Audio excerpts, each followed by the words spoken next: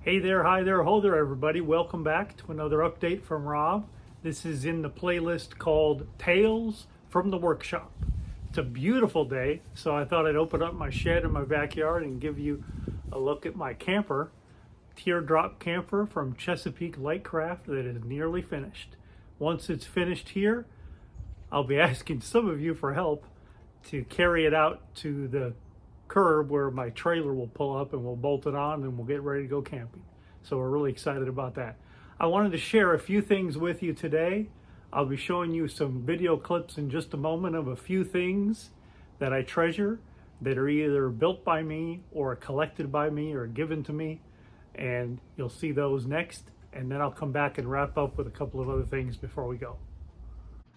This is my Mr. Rogers shelf in the basement with the replica trolley that I made, hand built, and nice picture of David Newell, aka Mr. McFeely, that he signed for me. Lovely gentleman.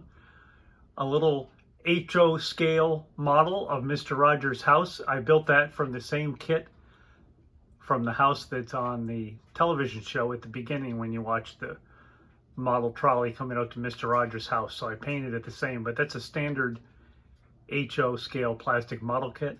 And then over on the right, that's one of my paper models. That's Cornflake S Specialties Chair Factory. And the kit came as one of many in a set. I built a number of them, but I have a couple left to build. But they're all, print them out yourself and build them carefully with a lot of scissors and glue and patience. This is my chitty shelf down in the basement. These are just a few of the items in my collection. Some of my favorite books, my chitty lunchbox, given to me by my friend Ernie. And in the front, that's one of my dad's model canoes that he collected. One of my favorite productions in Connecticut was when I played Sandy Dean, the candy salesman, in Brigadoon. This was the sign that was over my candy booth. And many people in the cast and the crew signed it for me. One of my favorite mementos. This is a sign that I created for my first play that I directed. It was The Life of Luther at St. John's Lutheran Church in Alexandria, Virginia. My Ted Lasso sign, I did that for a pumpkin and decided to keep it. I have a chitty license plate that I made. Some other things and mementos that people have given me over the years.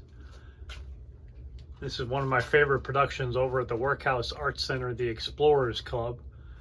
Fantastic cast and crew, great production to work on. This is another memento from the production of the Explorers Club.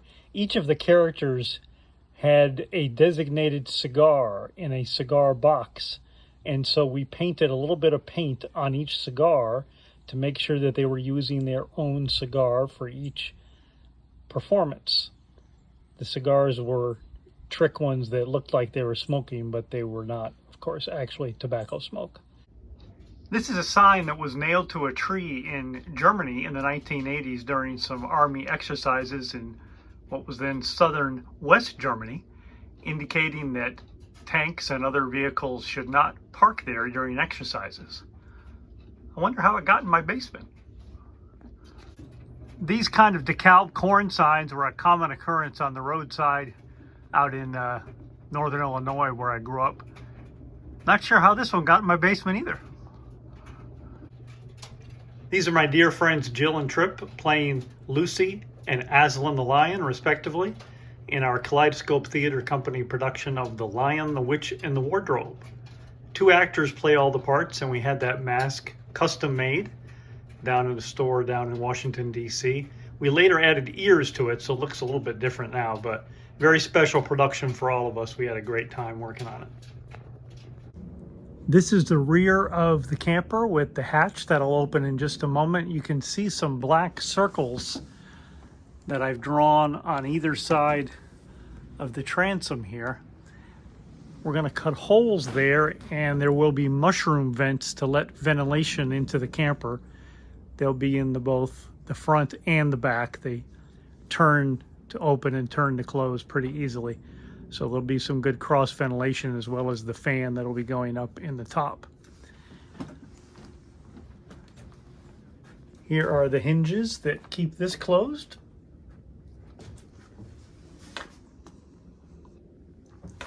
You can see the puzzle joint here. That's where we joined some very large and thin pieces of wood together during the construction phase. And then at the back, they give you this nice piece of wood to make a hasp block. And this is going to pop up pretty easily, as you can see. Has some gas struts there.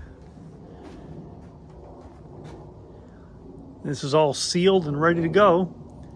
And this is where we'll be putting in the galley module.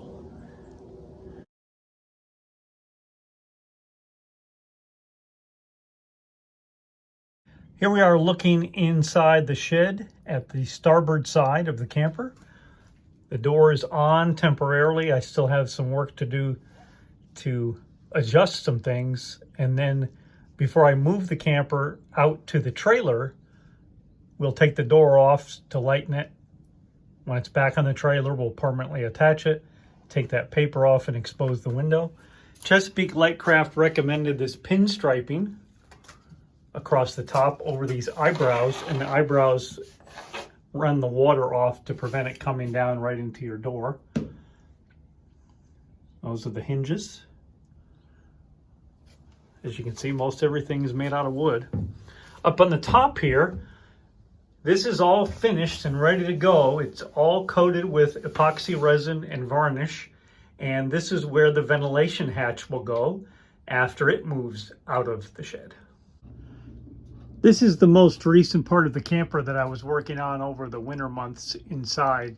This is the storage box. It is fully assembled, fiberglassed, has a couple of coats of epoxy resin. Just needs to be varnished now and it'll look really great. This gets bolted onto the front of the camper after the main body gets attached to the trailer. I'll share some more things in the future, but one small tool that I wanted to share, which is one of my prized possessions. This is a very small screwdriver, well-worn handle that was used by my grandfather Smith, his wife, my grandmother, we call her Ma.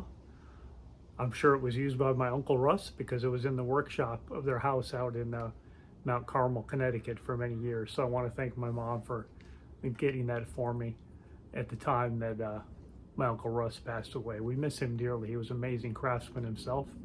My grandmother caned chairs in her home there. She taught herself after a mountain of chairs had built up. And my grandfather Smith was also quite a craftsman. In fact, both of my grandfathers were. So I'm blessed to have that carried on from them. Well, I want to share one more thing with you. In any project like this, to me it's important to attach something personal to it. In this case, a name. It's not a boat, but it's a camper. There's a transom here calling out for a name, and I thought about what I would name this, and I decided to call it the Molly Brown, as in the unsinkable Molly Brown. Now, first of all, the sign was purchased on Etsy by a great craftsman. I'll put the link in the description so that you can look and see who I purchased this from. But this is the sign that you would see on the top of a Jungle Cruise boat. It's a reproduction and beautifully handcrafted and hand painted, and that takes me back to my time on the Jungle Cruise. Well, of course, the unsinkable Molly Brown was a musical about Molly Brown, who was on the Titanic, and it was also the name of one of our favorite kitties, Molly Brown. Molly Brown was originally named Nessa. Her sister was Elphaba, and these two kitties were in the family of my brother and his wife. Well, at one point they were given on to my mom, and then when my mom moved from one place to another in Florida, we took on both cats. Elphaba was quickly adopted. Nessa was very shy snowshoe kitty, but we bonded closer than any other cat I've had, and boy do I miss her. And she was always there with me. She would sit on my shoulder and cuddle up.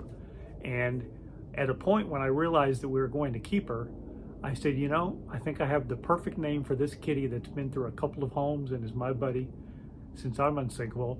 And we named her the unsinkable Molly Brown. So I'm naming this trailer in honor of her, this camper, with love and affection. And we'll be back with another update in the near future about our camping adventures.